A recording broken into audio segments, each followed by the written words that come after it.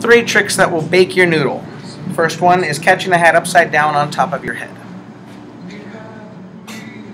Like so.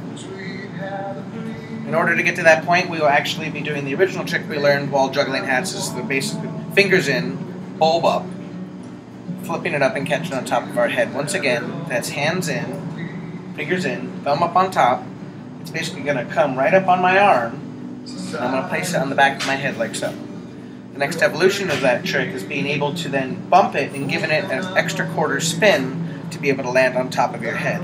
That bump should also put a divot in the top of the hat, making it easier to land on top of your head, which takes a little bit of practice. I like bending my knees when I do go down to catch on it like little shock absorbers. I'm supposed to say this doesn't work every time.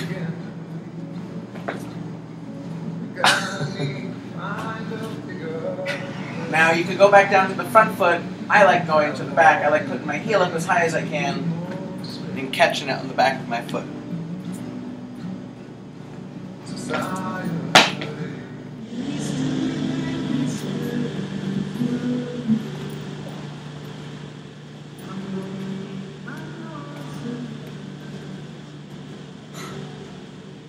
Second trick that would bake your noodle is derived from an elbow catch, where you have one hand on your elbow and your open hand's going to catch it thumb in inside the hat. You want to be able to catch it with your fingers on top and your thumb on the inside. Try that again. You'll learn how to do this on both sides. You can do a underhand scoop, put it back on your other arm, even behind your back. Underhand scoop. Be able to do this sufficiently on both sides, and you're ready for the trick. The way I like to start this is having one hat in each hand, one on the head. I like to put one on my, basically I do an underhand scoop onto my left elbow. My hand becomes free, I grab the one on top, which allows me to place this one on top. Once again, back to the rotation for the elbow catch, which is perfect because my elbow's free over here.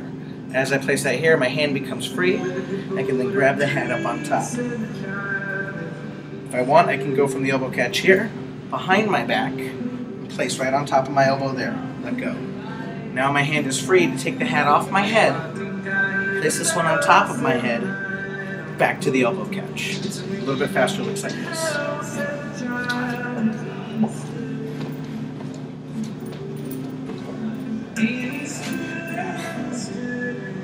Hope you like it. The 4-hat shuffle.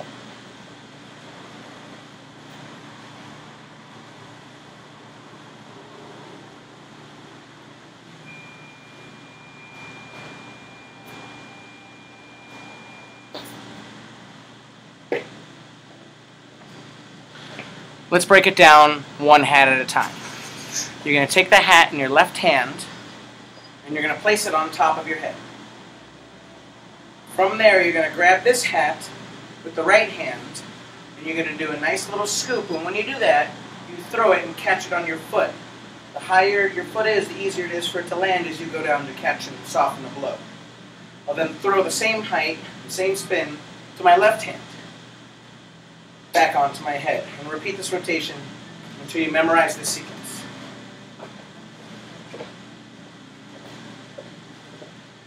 So we're going to take 2 hats, and we'll be able to practice every transition in between, which is the best way to practice this trick.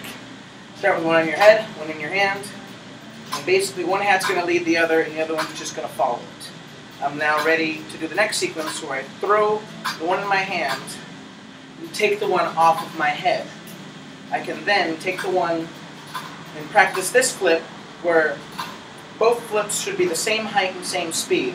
From my foot going to my left hand and my right hand flipping the hat to my foot. Right? So if you're able to do this, you can then throw the hat back up and catch it upon your head. And then we're back to where we started. You can add a 3rd hat into this, and once you add that 4th hat into it, every small bit of the sequence works together.